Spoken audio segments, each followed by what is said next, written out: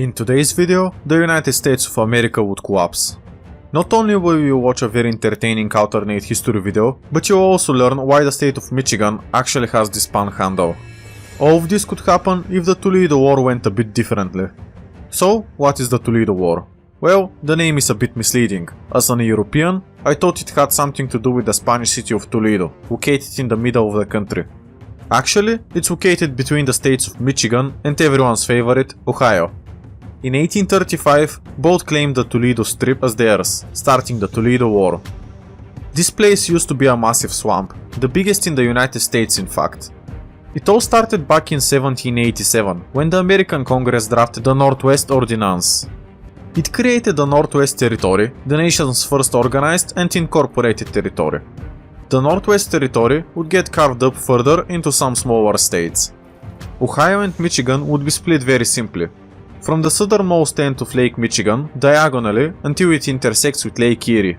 Okay, what's the problem? Well, they had to use a very old map, which wasn't the most accurate. It depicted Lake Michigan being short a few miles of its southern location. As a result, the Toledo Strip was in northern Ohio, rather than in southern Michigan.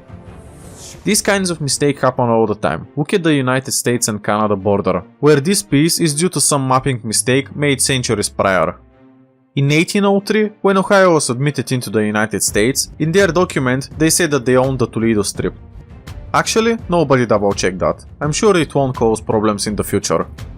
Well, Michigan conducted a survey that stated the Toledo Strip falls under Michigan's jurisdiction as it was set in the Northwest Ordinance.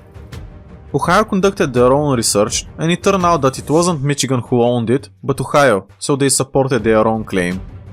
For now, things were quiet. As I already mentioned, it was a bunch of swamplands. The Erie Canal was finished in 1825. It connected the Great Lakes to the Atlantic Ocean. It stretched from the city of Buffalo to Albany, where it met the Hudson River.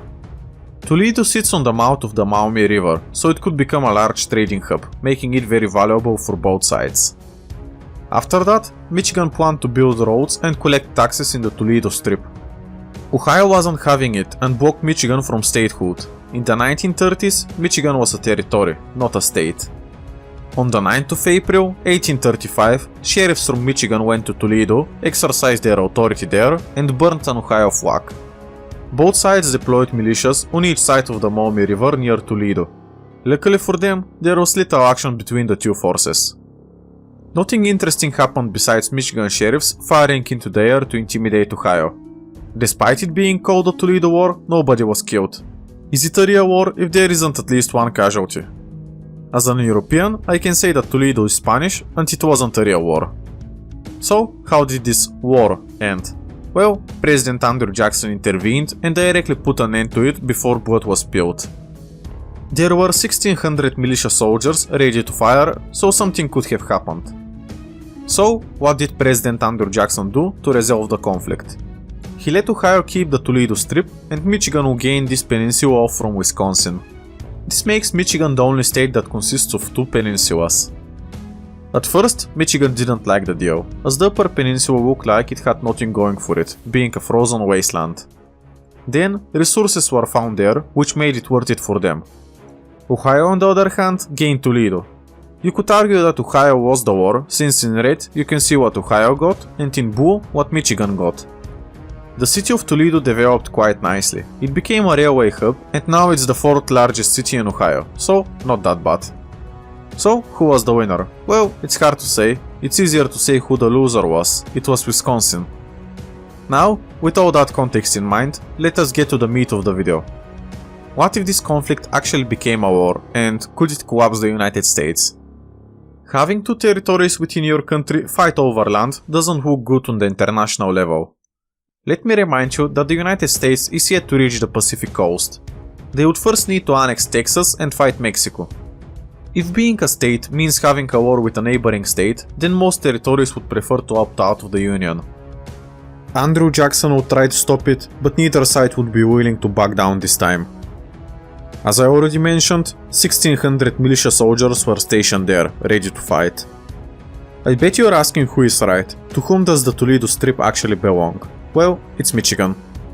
Both sides would start exchanging rounds this time. We will have an actual war. Michigan had sent 400 more militia soldiers to the area, so I would say that they would come out on top in this encounter. Ohio would be outnumbered 2-1.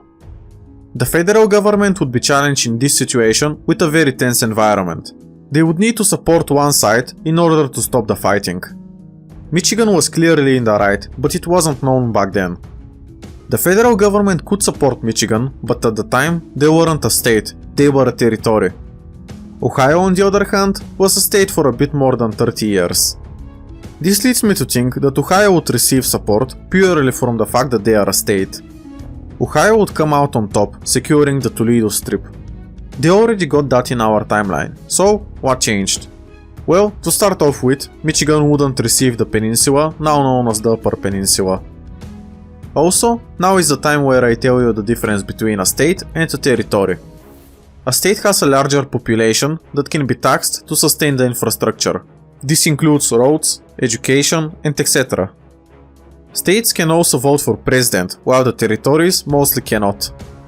So, being a territory sucks. This is what Arkansas said on June 15, 1836. Now, every territory wanted statehood, despite some of them not being ready for it. The war between Michigan and Ohio clearly showed that states are always favored above the truth. Michigan, Florida, Iowa, Wisconsin, Minnesota, North and South Dakota, to name a few, would all want to be granted statehood, or else they would leave the Union. The federal government would have no choice but to agree to these demands, despite them not being ready for statehood. This move would end up destroying the United States as we know it. As I already mentioned, it's important for a state to be big enough to be somewhat self-sufficient. With many territories just joining when they are not ready, this would create problems. The federal government would need to send subsidies to the new states, which would account for more than half of the United States territory. Building such massive roads and infrastructure was difficult, especially since not many people lived there. The federal government would quickly suffer from expansion fatigue. The country would run out of money quickly, and the people would start protesting the decision to grant statehood to so much territory this quickly. The years would pass and we would come to the year of 1846, the beginning of the Mexican-American War. This time, the United States was not as well prepared.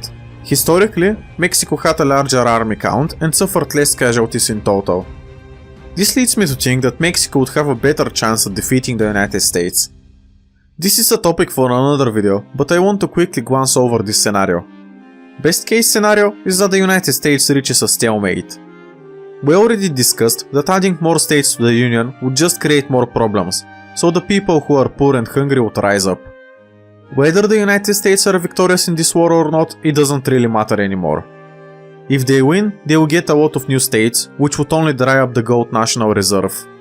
If they lose, Mexico would most likely demand war reparations and taxes. Again, the United States wouldn't be able to afford war reparations to Mexico. What ends up happening is that the people rise and demand changes. It was a mistake to grant statehood to so many territories this early, due to them not being able to provide for themselves. The writing was on the wall. The United States would collapse, or they would go through a change that would drastically change them. Some states started attacking other states in the hope of succeeding off the Union and having more land.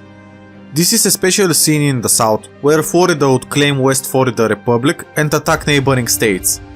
New England might rebel and demand more autonomy. This is due to them not willing to send money to states who cannot provide for themselves. The federal government would reject the proposal and New England would break off for the time being. This would lead to Mexico most likely winning, but it doesn't matter what happens in this war, the damage has already been done. I think it's fair to say that Ohio has ruined it for everybody. Perhaps the federal government would reform and New England and Florida would rejoin, with their borders being a bit bigger. For the time being, the United States wouldn't be so united. This would have massive implications on the world. For example, I don't think that the United States would want to purchase Alaska from Russia. Alaska would most likely be sold to the United Kingdom, Mexico, or even Liechtenstein. Secondly, the Spanish-American War wouldn't happen, or America would lose. This results in Spain keeping Cuba, the Philippines, and Puerto Rico. As for the world wars, I assume that the United States would get their stuff together and reform, although they wouldn't be as big. Maybe the United Kingdom still gives up the Oregon territory to the Americans, giving them access to the Pacific Ocean. This we cannot know for certain. Speaking of the states, I want to raise the question of what if the United States had bought Greenland in 1910, just before the start of the First World War. I already made a video about this topic, you can check it out here if you want to learn more.